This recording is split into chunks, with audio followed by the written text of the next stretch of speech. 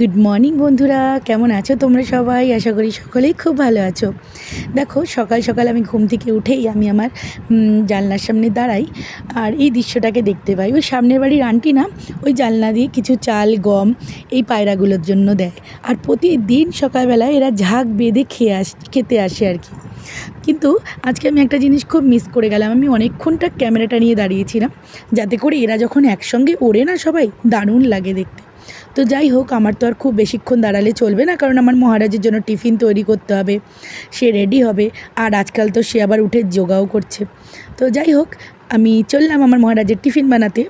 তো এই দেখো, আমি আগের থেকেই এটা তৈরি করে নিয়েছিলাম। এটা হচ্ছে ছাতু পেঁয়াজ, আজকে ওকে সত্তু পরাঠা দিয়ে দেবো। তো এই যে আটাটা মেখে নিয়েছিলাম, আর এই যে আমার একটা পরোটা বানানো হয়ে গেছিলো। এবার তাওয়াটা গরম হয়ে গেছে, এবার তাওয়াটার মধ্যে দিয়ে দেবো আমাদের পরোটাটা। অ্যাকচুয়ালি সকালবেলা এত বিজি থাকি, সেইভাবে দেখানোই হয় না। তো যাই হোক, আমার পরোটাগুলো হয়ে গেছে। মাঝখানে ভিডিও করতে পারিনি, কারণ একা একা তৈরি করার মানে ভিডিও করা, টিফিন তৈরি করা, ভিডিও করা দুটোই খুব টাফ হয়ে যায়।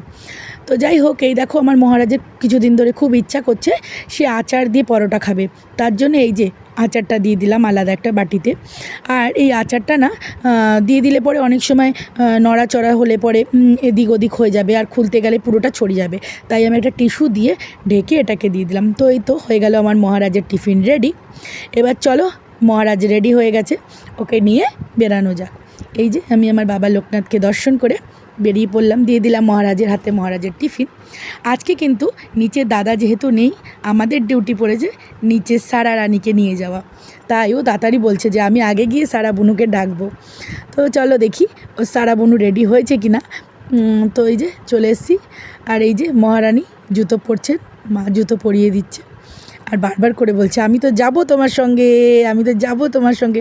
তোমরা আমার ভিডিওতে আগে যারা সারাকে দেখেছো তারা জানো কতটা দুষ্টু। এই যে নেমে যাচ্ছে দাদার সঙ্গে। তো এই যে উনি টুকটুক করে চললেন নিচে।